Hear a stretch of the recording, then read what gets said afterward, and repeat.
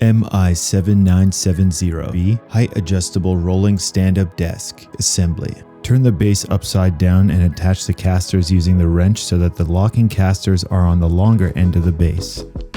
Lock the brakes on the locking casters to keep the desk steady during assembly.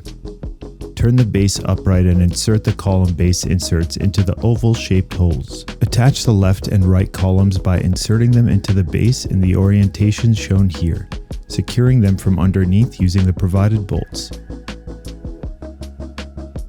Place the base shelf over the horizontal supports on the base and secure the shelf from underneath using the provided bolts. Verify that the orientation of the shelf is aligned with the back end of the frame. Place the middle shelf bar into the support so that it bridges the two columns. Then secure it through the top of the bar using the provided bolts. Attach the top shelf bars to the ends of the columns in the orientation shown here and secure them through the top of the bars using the provided bolts. Install the middle shelf onto the middle shelf bar using the provided bolts through the bottom of the support. Place the keyboard shelf onto the front bars and secure it using the bolts from underneath.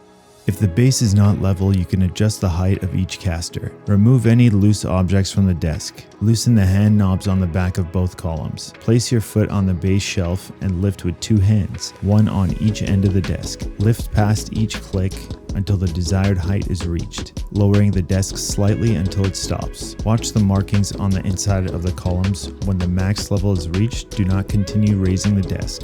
Tighten the hand knobs back down. To lower the desk, hold it in the same way and lift it past the max marking on the inside column until it passes the marking for down.